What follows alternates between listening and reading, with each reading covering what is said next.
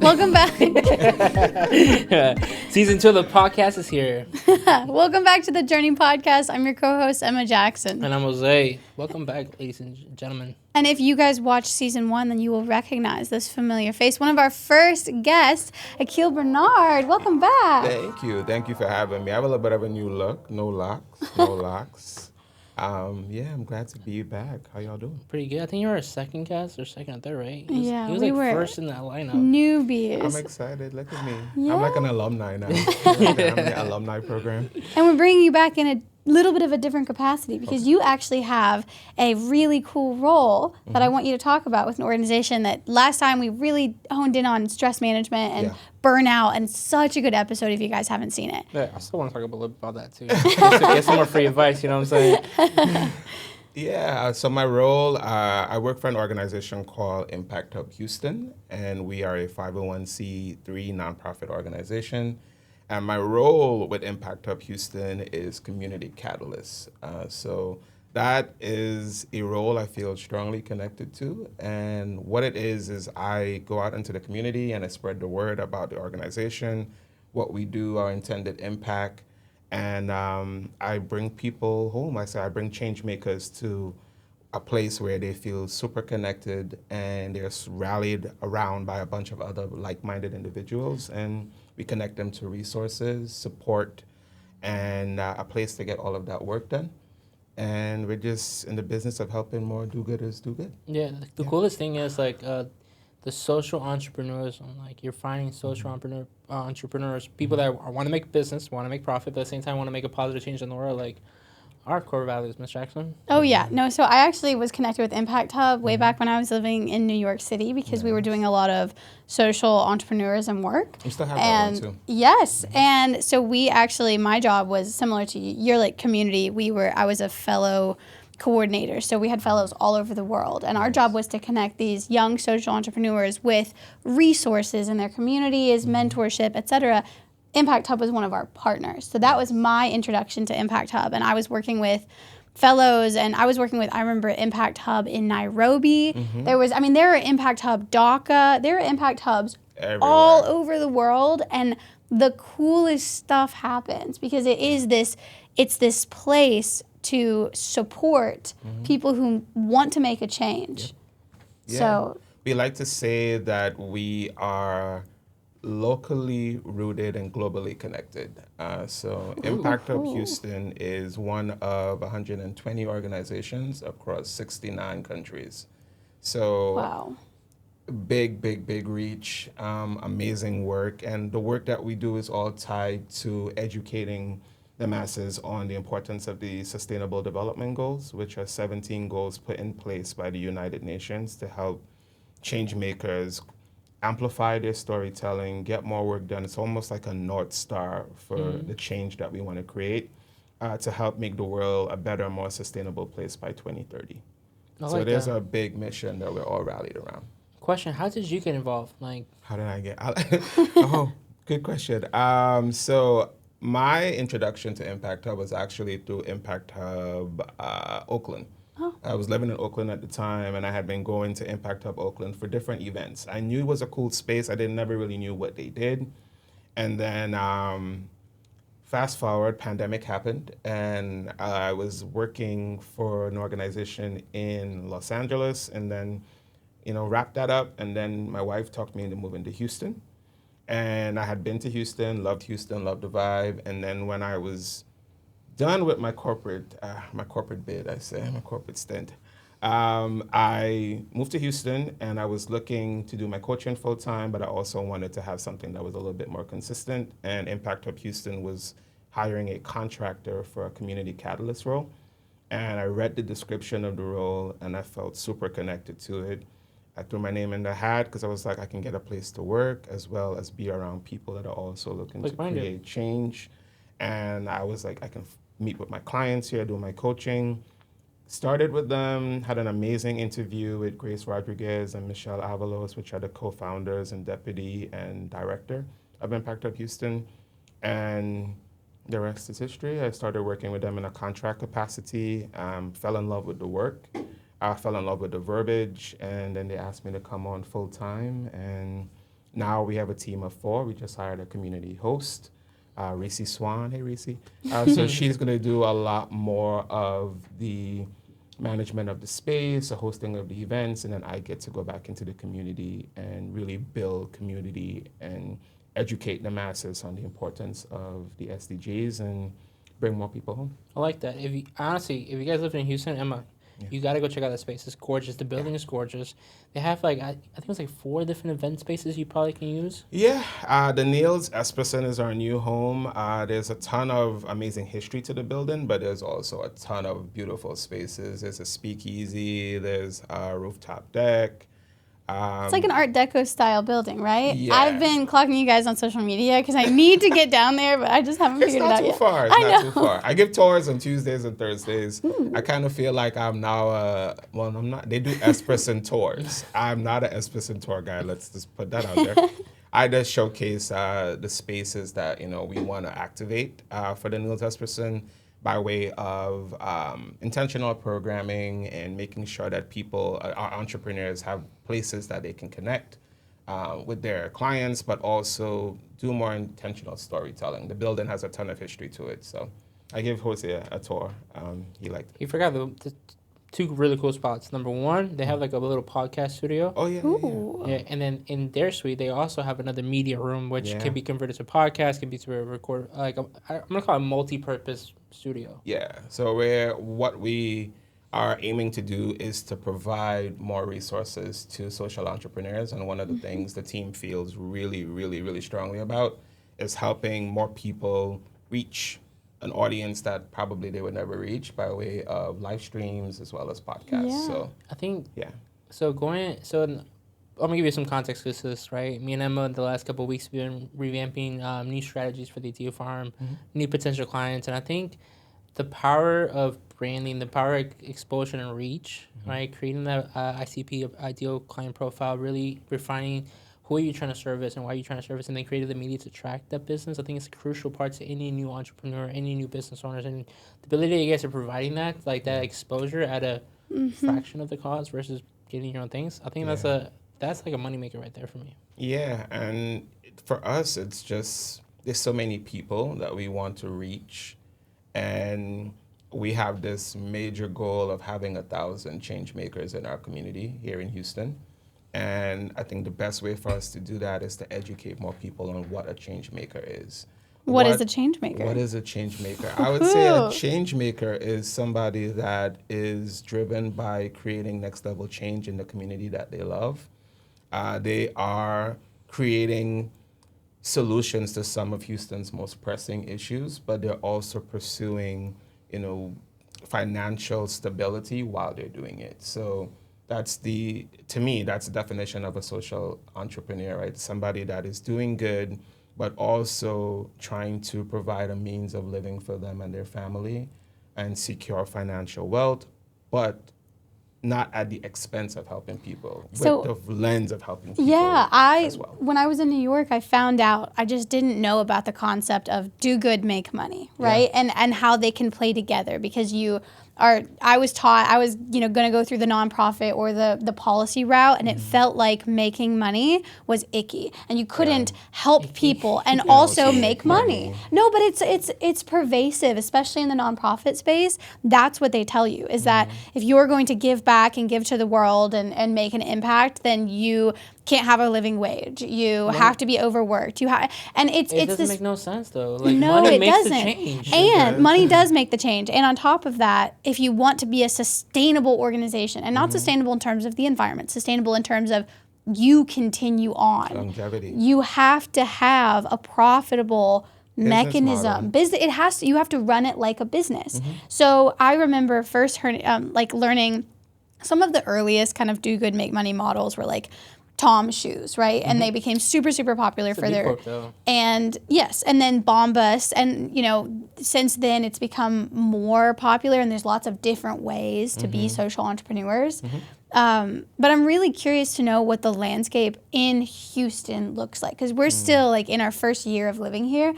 I want to know why Grace chose Houston, and what is it that you guys see about this landscape that's so prime for social entrepreneurship?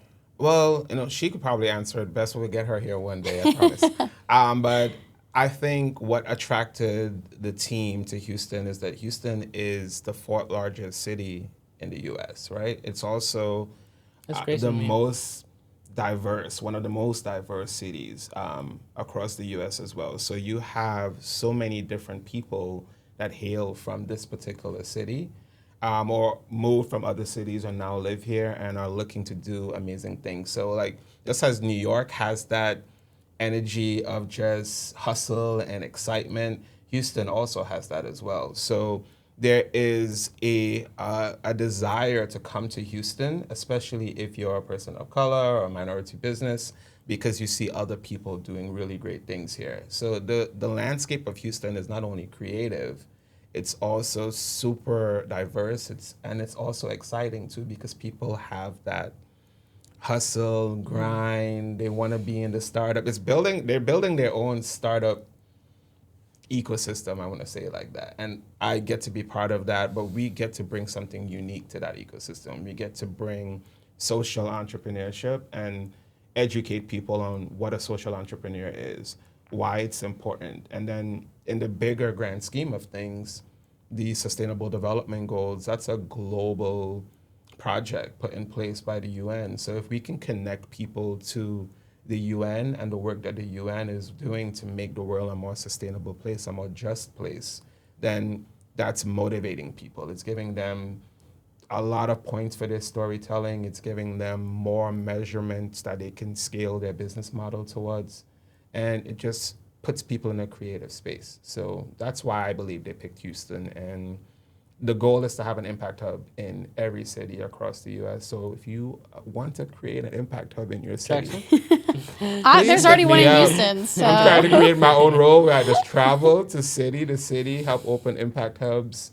And I'm putting that into the universe. I will do that. It's also, I will say, is they don't act in isolation. I think one of the coolest things about Impact Hub is giving the ability to connect with other entrepreneurs and change makers across the globe. Yes. One of the most exciting things I like to tell people about is when you become a member of one Impact Hub, you become a member of Impact Hub Global, and we give you a global passport. So that means you can travel to other impact hubs and you're able to experience that impact hub. You're able to connect with other change makers in that particular space and hopefully, just work with them to create next level change. So we encourage people to travel to all of these different impact hubs. I have a few on my list as well that I want to see, and I want to make my way to Impact Hub Accra because I feel strong. Accra is in Ghana.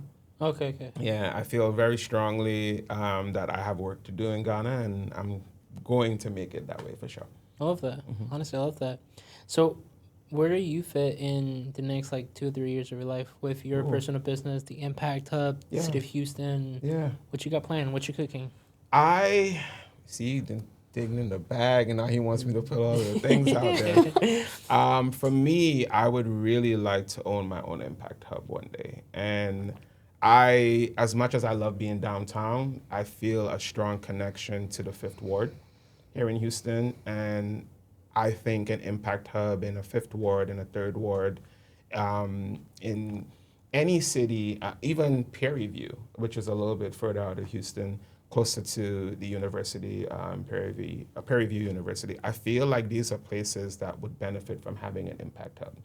It would be different than what we have downtown. For example, Prairie View, we would have more of an outdoor impact hub where students can come and learn more about the industry of farming and be outside. We can have That's a $1 billion industry. Yeah, we can have a outdoor garden, an urban garden where people can come and grow their own food. In the Fifth Ward, there's a bunch of food deserts as well. So these are places that I see pressing problems that only the people from those areas can provide solutions to.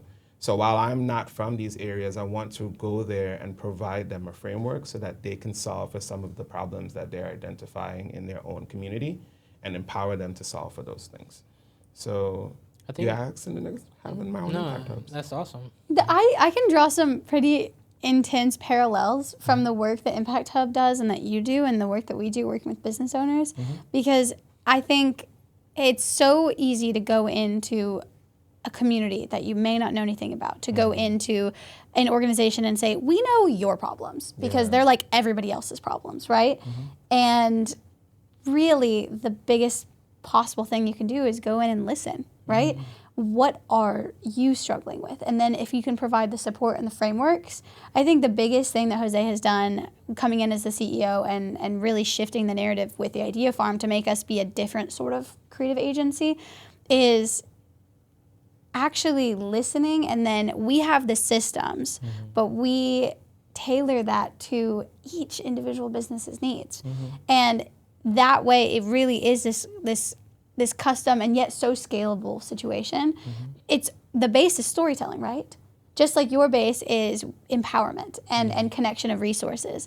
And for us, it's the same sort of way. We know that we could provide all the marketing resources to a business, but if their sales team is not, working, or their customer service is not there, or there's some step of the pipeline that it's not optimum, that business is not going to need those marketing dollars, because it's not, it's not going to be able to be fully realized. Absolutely. So we actually, something that Jose instituted, when every client that works with us, they get access to these resources. And if it's good for them, great. And if they don't need them, awesome. But I mean, it's everything from financial tracking, an analytics dashboard, talk about that a little bit, Jose. Yeah, so I mean, we shared it with you.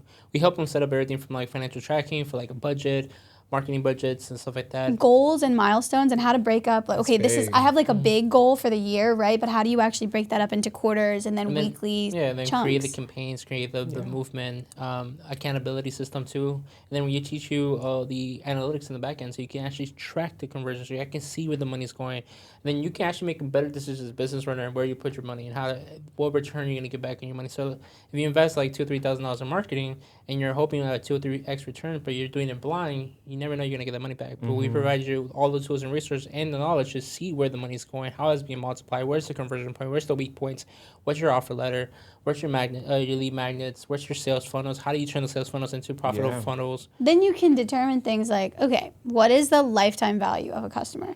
How much should I invest to get a new customer? These are things that a lot of businesses, when you just go into budget, right? They're like, oh, I don't know, never done that before. Or what do you think, right? And it's actually not about what we think. We can give you averages, but every business is different, just like every business is different. But we can give you the tools so that you can figure it out for yourself. Yeah. And then that to us, we want to build partnerships, just like the Impact Hub, in terms of we want to work with businesses for 10, 20, 30 years. We have businesses that build that relationship long term, and you want them to be around as long as you plan on being around. Exactly. And I think that is what is beautiful about coming to new places and setting up camp. You have to sit and talk to the people. You have to be amongst them and figure out, what is the problem? What's your most pressing problem? What's keeping you up at night? And that's one of the questions that we kick off our open project night events with. Is what is keeping you up at night? And open project night is an event that it's probably one of the more long-standing events across the Impact Hub network. Multiple Impact Hubs have done it, but we bring changemakers together, and they literally have an opportunity to put out any projects that they are really passionate about. It doesn't have to be a full-fledged business. It can truly just be a passion project. Have you done that on yourself? For example, on your business, have you asked yourself that question and kind of all the time? What's the answer you come to? What's keeping me up at night is I'm a pusher, right? Okay. That sounds bad when I say it like that. When I say because I'm a pusher. I push people. I'm a pusher. I'm somebody that is fueled by pushing others. And what keeps me up at night is I don't push myself as hard as I push others. So you don't have accountability. Profound. when you put it like that, Jose out here dropping Every gems. coach needs a coach. Every coach needs a coach, and I am currently building a strong support team, therapist, coach, my wife. I have to have a strong team around me in order for me to have the energy once I'm done pouring into others' cups to still have people pouring into me. And I think that's what's keeping me up at night. But I'm making the pivot. I've taken on a few additional coaching contracts, started a few leadership development programs. Just got into the LISC Training for Trainers program, I love that. which is all about building up community leaders to go into the community and be leaders in their communities to help empower others to make some change. So super excited about that 6-month program. So that's me feeding myself and not always being the person in the room answering questions, but instead. I did a very similar program called the Leadership Academy in Valparaiso, in which like the city government and how to make a positive impact as leaders, business owners and leaders in the community and actually kind of work it. So I can tell you this from experience. I learned so much about not even like the leadership aspect, but just how it operates within the city government and how it operates with individual businesses, and then how to communicate between both demographics in a sense, right? And really get the message across. I think it's going to be extremely helpful when you accomplish that in the next phase of your career. I appreciate that, man. I've already learned so much. The part that I'm most excited about is it has a huge component on public health. And I have plans to pivot my coaching in the public health direction, where you don't have to be a healthcare provider in order for you to be passionate about public health. Everybody should be passionate about public health. It's literally having information about how the public healthcare system works. And me being married to a nurse practitioner, healthcare is a everyday conversation in my house, especially the distrust between healthcare providers and minority-based groups, and how do we solve for that? Another thing we talk about quite often is how many people have to sit and watch their loved ones die because they don't know how to administer CPR or first aid. So super excited to bring my wife into the fold at Impact Hub and have her do more workshops on providing essentials to families on how to do CPR, because that can really be the deciding factor of if your loved one dies or if they live. So those are the type of people that we're bringing into the fold, that we want to bring into the fold at Impact Hub. That is so cool. I just happen to be married to her. Hey, So the question becomes is like, how can the Idea Farm be part of that movement? Yeah. Well, Well, now we you have have me that motivated over here. conversation. You have me motivated over here. Well, what I love about the Idea Farm is, first of all, the Journey podcast is great. And I have a whole pool of people. I know I said that the last time and I did not deliver, but I'm going to be sending more people your way. I want it to be in alignment with, the stories that you're covering, but there's so many great entrepreneurs here in Houston, and finding them more platforms so that they can spread the word is a big part of what we do. We like to say we help changemakers to be better seen, heard, and valued. And I see the Journey podcast and the Idea Farm as a catalyst for that. So let's link up and do some good things. Yeah, honestly, season 2, season 1, I think like me and Emma were really learning a lot about ourselves. Finding our groove. Finding a groove, the way I we like wanted to talk. I think if you go through the episodes, you see different styles. Oh, Yeah. yeah, with topics and this and that. We also were testing a bunch to see what our audience was going to resonate with. Okay. And of course, I say of course, it's easy in retrospect, but these conversations Yeah. are what people want to hear the most. They want actionable information from other people, different perspectives, inspiration, and also just actionable steps they can take to get into business, to pursue that dream, to level up their business. I like that. I forgot who said this. I think it was one of our guests. I think it was one of the guests. He says, to be an entrepreneur doesn't mean you have to open your own business. You can be an entrepreneur within a corporation. Yeah. The definition of an entrepreneur is a problem solver. Absolutely. So it's how do you problem solve and continue innovating in the space you're in? And I think to me that was so impactful. I can't remember who the guest said that. But, and honestly, I that's my motto. And I was like, the beautiful thing about the world is like, I think life is a journey, right? And that journey is made up of multiple decisions that we make. And the sum of the journeys, the sum of the decision is like our lives, our career. So for us, it's like maybe they don't want to venture out and take that massive leverage capital to open a business, but they can innovate within their company. They can make change. They can create a social program within the corporation that wants to shift. And I think if me and Emma have learned anything in this journey of entrepreneurism over the last couple of years working together, it's a hard life. Like, It's tough. It is not the easy path. One of the things that I like to tell entrepreneurs that I run into, whether it's through a mentorship session or just talking to them about what they want to do, is it's okay for you to say that you don't want to start your own business. You don't want to be a business owner. Yes. It is totally okay. Not everybody is built or designed to be a business owner, but that doesn't mean that you can't support other people with your ideas. It doesn't mean that you can't take your passion project and rally people around you to help get it done. You do have to demonstrate some leadership in that aspect, but it doesn't necessarily mean you have to start a business. So I like the idea of doing pilots. I like the idea of looking at projects, looking at business ventures as a pilot, because it takes the stress out of it, right? It makes it kind of like, well, if it doesn't work, I'm going to learn what I need to learn from it, and I can pivot. And if it does work, great, I'm going to continue building onto it. And that's one of the things that I started looking at with my own coaching is I don't have the time in a day to support Impact Hub, find my own clients, build up all of these things, and also coach, and then do social media. You have to have processes in place, right? And for me, I think what I'm learning is I just want to show up and coach. So I've started aligning myself with different companies that will provide me the opportunity to do what I love so that I can just show up and do it.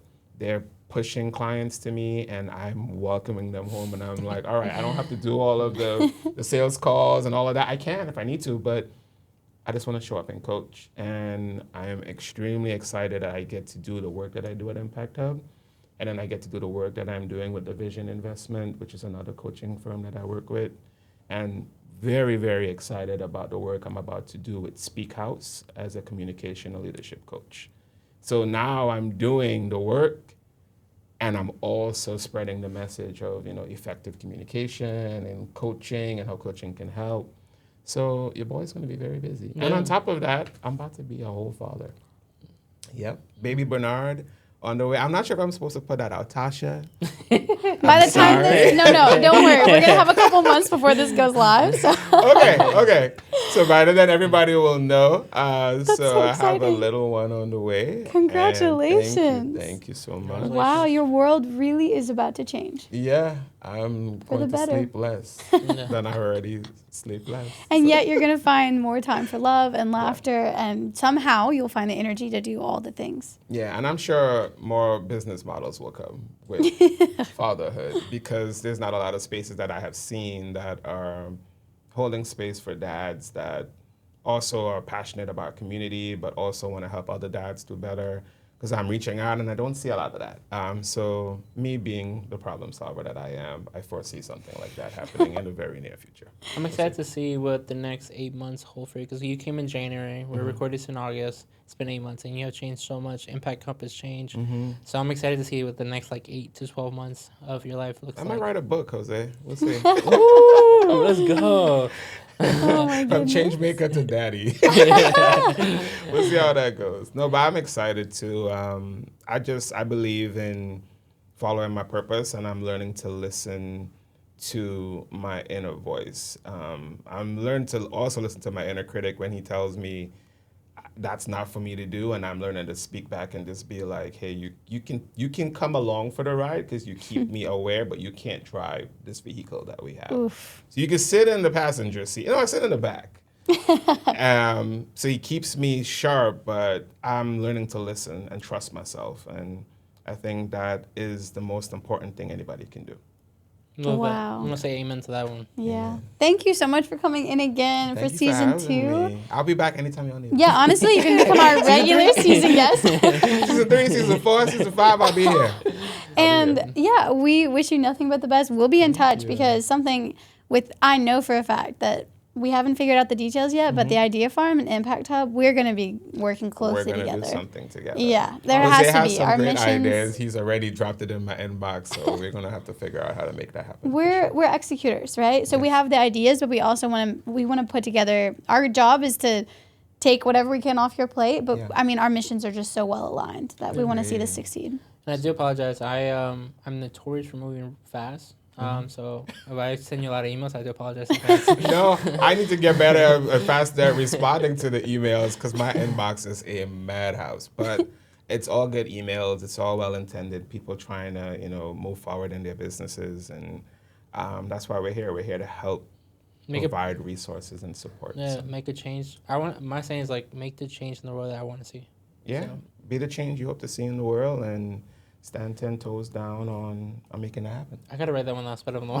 Yeah. Well, thank you guys, and we'll see you next time. Bye.